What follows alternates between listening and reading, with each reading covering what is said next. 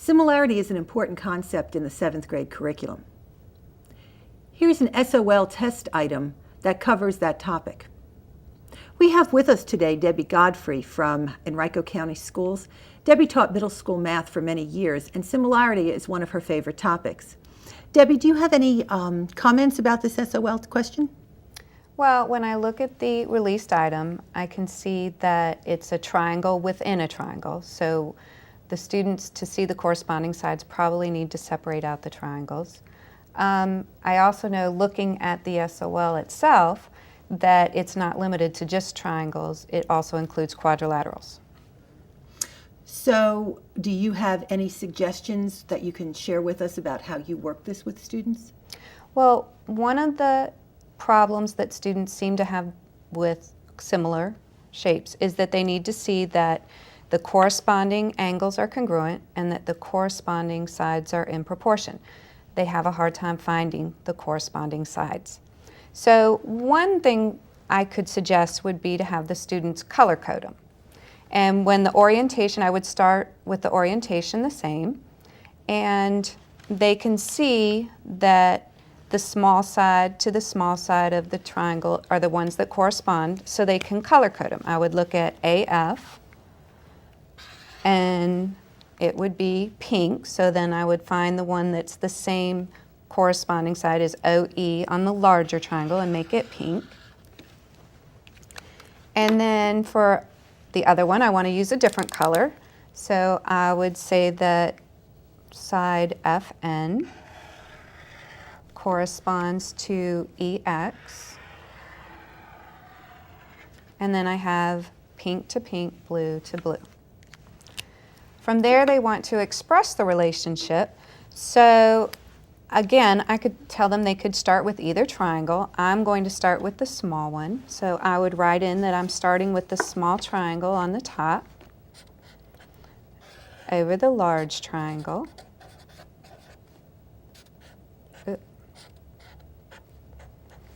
And from there, I would see the pink to pink, so AF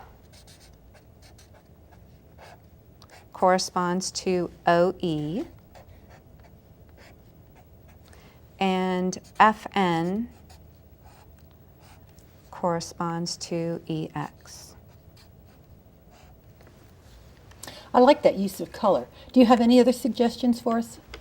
Well, this color works when they're oriented the same, but there are going to be some cases where the students may see the shapes with not the same orientation. So I brought in a quadrilateral where one is turned, and again, I think it's really important for the students to see the shapes looking the same. So from here, I would have them use tracing paper, and they can trace either shape. I'm going to trace the smaller one just because it's easier.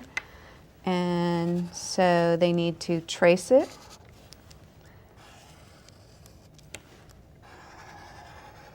And label it.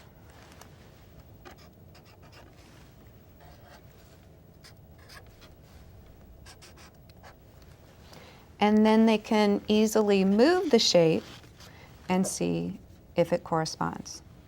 Now, as I look at this, I know that they have to line up, or that the angles have to be congruent, and I can see that A and F are not congruent, so I know that's not the angle that I want to match up with.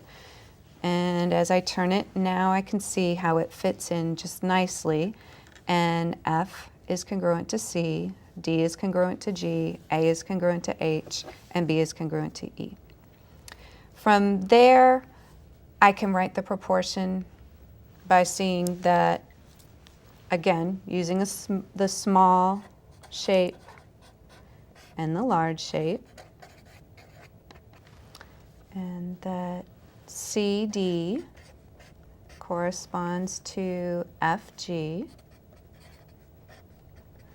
and as I can actually match it up and see that those two angles are congruent, and so I would start with AD is congruent or in proportion to HG. And from there, if they want to also color code it after they've used the tracing paper, that might be something that helps some of them also.